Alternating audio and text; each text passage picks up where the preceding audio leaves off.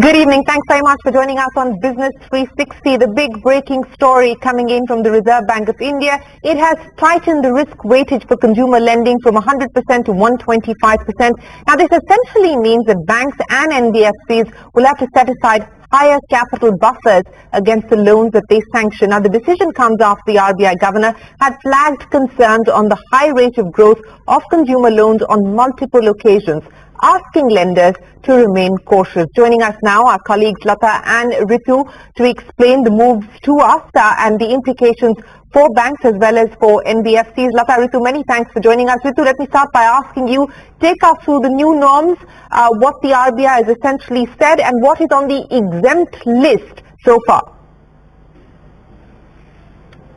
Well, there have been repeated warnings from RBI on the very high growth rate in consumer lending, especially unsecured lending. And now finally you have the RBI stepping in to tighten norms, put in place more buffers. They have increased the risk weights of consumer loans by 25 percentage points to 125% for both banks and NBFCs for all outstanding and new credit exposures for consumer lending. Housing, education, vehicle and gold-backed loans, these are excluded from the new higher risk weights.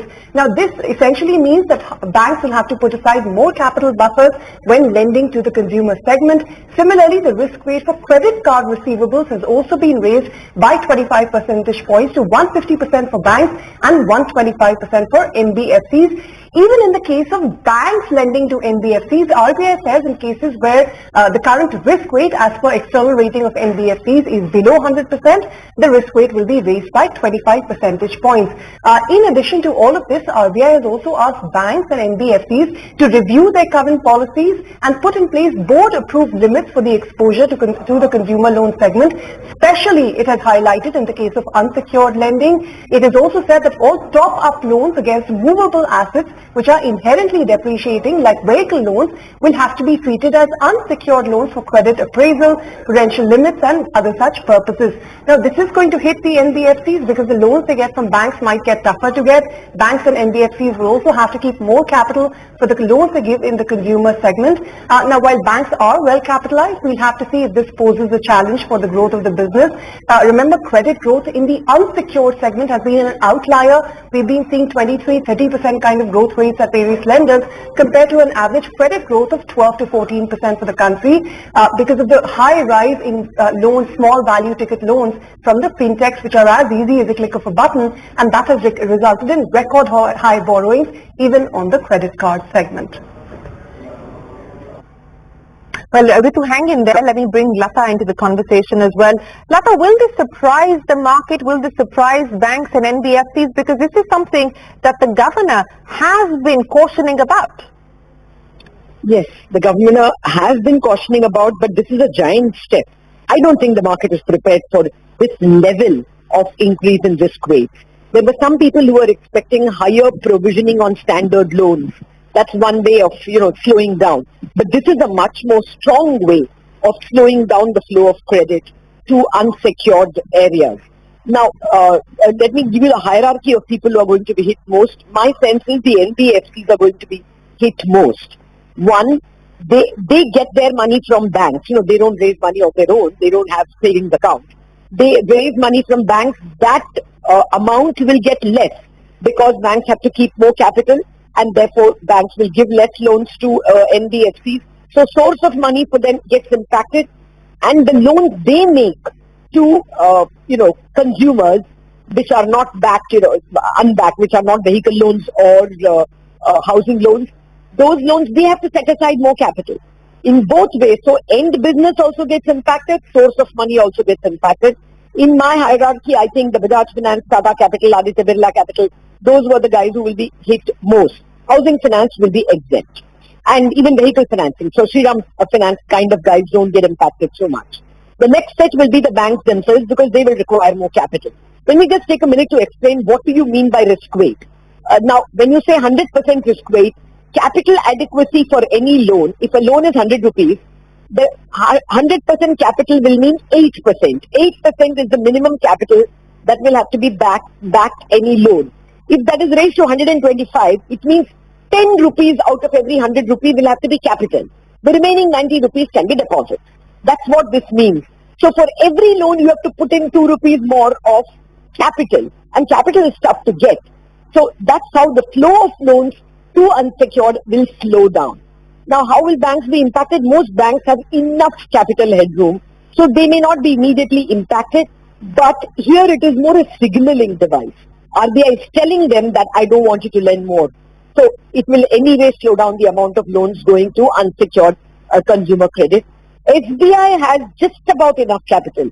So they may have to bring down their personal loans a little more. I have not checked with SBI. I'm just going by their latest results, where their capital, CET1 capital as it's called, is just about adequate.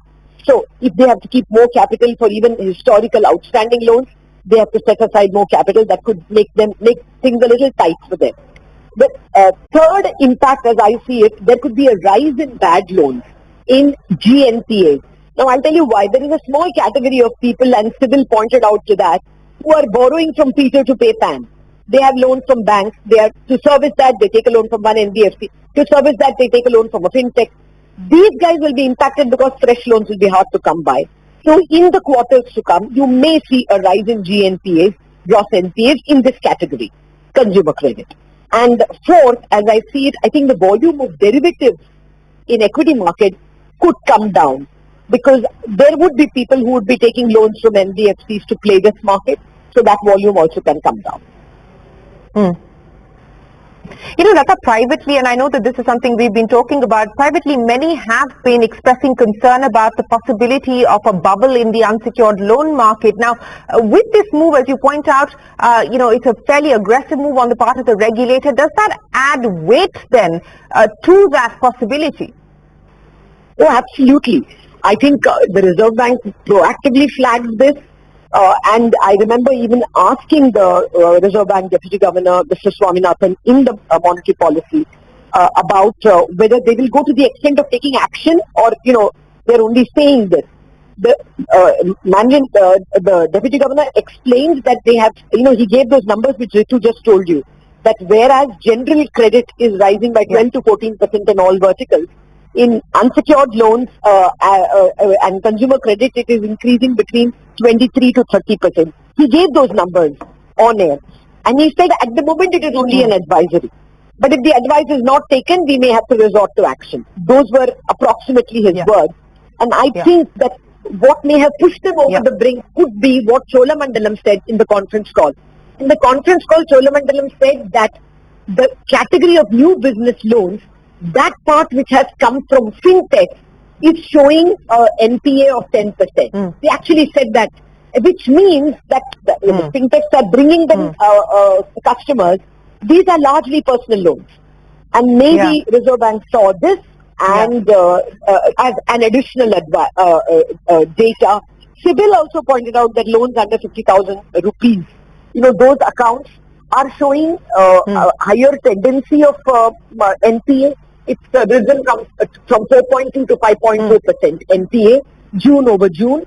And they also pointed out that these guys have 4 or 5 loans each. So, all these guys have been flagging off the problem. And I think the Reserve Bank just went ahead with the data and acted on it. Well, Lata, hang in there. Here's the RBI governor, in fact, as Lata and Ritu were both pointing out, just speaking last month after monetary policy on the rise of unsecured credit. Here's what the governor had then said. Certain components of personal loans are, however, recording very high growth. These are being closely monitored by the Reserve Bank for any signs of incipient stress. Banks and NBFCs would be well advised to strengthen their internal surveillance mechanisms, address the buildup of risks, if any, and institute suitable safeguards in their own interest. The Reserve Bank is closely monitoring the evolving situation and will act proactively to maintain financial stability. Well, that's the RBI governor speaking after the monetary policy, and perhaps we will hear more from the governor on the 8th of December as the MPC delivers its next monetary policy. We're now joined by Kartik Srinivasan of ICRA. Kartik, many thanks for joining us. We're just trying to understand the implications and the impact of the measures announced by the RBI. Your first reaction? I mean, really difficult to quantify the impact. It is too soon now. But clearly, as you just highlighted, the RBI has been voicing its concern on the fast growth on the unsecured consumer loans for some time now. And there was always an expectation that RBI would come up with some measures to sort of slow down the pace of growth happening in this sector. So today RBI has come out with the regulation wherein it has decided to increase risk weights for consumer loans for banks and NBFCs. So we need to look at it from two perspectives. One, given that the risk weights have been increased, does it immediately impact the capital profile of banks and NBFCs? Possibly not, because almost all banks and NBFCs are sitting pretty on capital at this point in time. But does it impact future growth? Yes. The access to funds, the cost at which funds will be made available to NBFCs and consequently to the underlying borrowers is likely to go up as a consequence of this particular measure. RBI, surprisingly has also increased the risk weights for bank lending to highly rated NBFCs. One can look at it again in two ways, that some of these larger and well-rated NBFCs may now need to tap more from the bond market rather than rely on the bank lines for increasing business and availing more funds. Another way in which one can look at the overall measure is while direct lending to consumer segment, while direct lending to NBFCs by banks could see a downward pressure, but possibly it opens up opportunities for secure lending, especially on the securitization, DA, co-lending kind of a business model. We need to see how that evolves. But clearly, a quick comment, it's something that one was fearing would come, and the RBI has come up with its measure to slow down the pace of growth on the consumer lending business for now.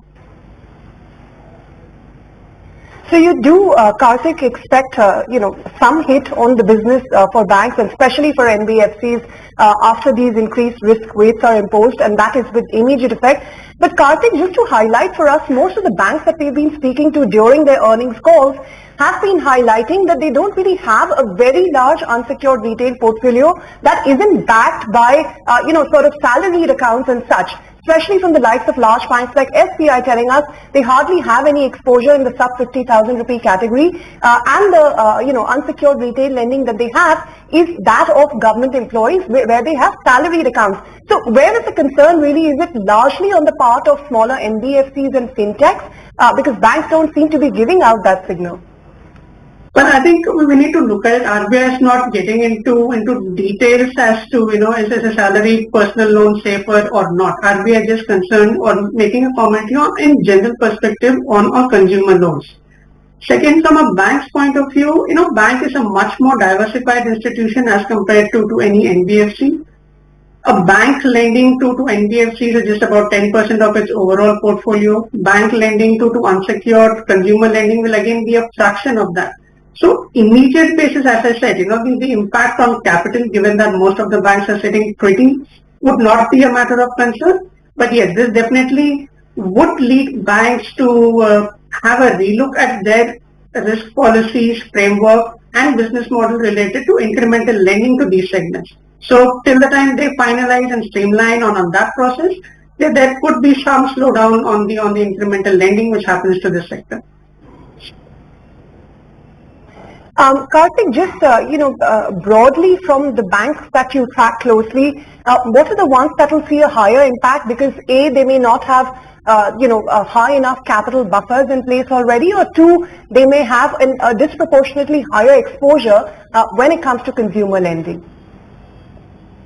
I really don't have the data immediately, but it's fair to say that over the last couple of years, most of the banks have gravitated towards the retail lending kind of a segment. Corporate lending has not picked up. There is still a muted growth on the corporate lending. So a large part of the incremental credit in the system over the last 2 years has been towards the retail part only. We need some more time to look at more granular data to sort of comment on this. Okay, Kartik, do you think that GNPAs may rise now? There will be a small category maybe of borrowers who are borrowing from NBFC to pay a bank, borrowing from another NBFC to pay one NBFC. Those who are over-levered. So do you think those will now default because lending gets less, the pipeline is less? It's difficult to directly answer that as will the NPS work. We need to understand that lending is a cyclical business. We've had last year and a half of a relatively benign credit environment, not too much of slippages, and we also seen periods of aggressive growth over the last 2 years. So it's but natural to expect that, over the next 12-18 months, we could see some rise in delinquencies. But what quantum it would go, I think that's a bit difficult to comment. We also need to factor in that unlike, let's say, 5, 6, 7 years back, today banks, NBFCs have far more quantum of data available with them to sort of do a more effective monitoring of their clients. But having said that, clearly when the lending to a particular segment slows down, history suggests that delinquencies do tend to go up, when that cycle starts. So from that point of view, we could definitely see some rise in delinquencies happening across the consumer loan segment for sure. Right, Kartik, many thanks for joining us. Lata and Ritu, appreciate you joining us as well to take us through the moves that have been announced by the Reserve Bank of India, cautioning the financial sector as far as unsecured loans are concerned, bringing in moves to try and slow things down on that front. Clearly signs of overheating as far as unsecured loans are concerned. That is the view of the RBI. We are going to take a break. There's a lot more coming up. Don't go anywhere. We're back in a moment with more.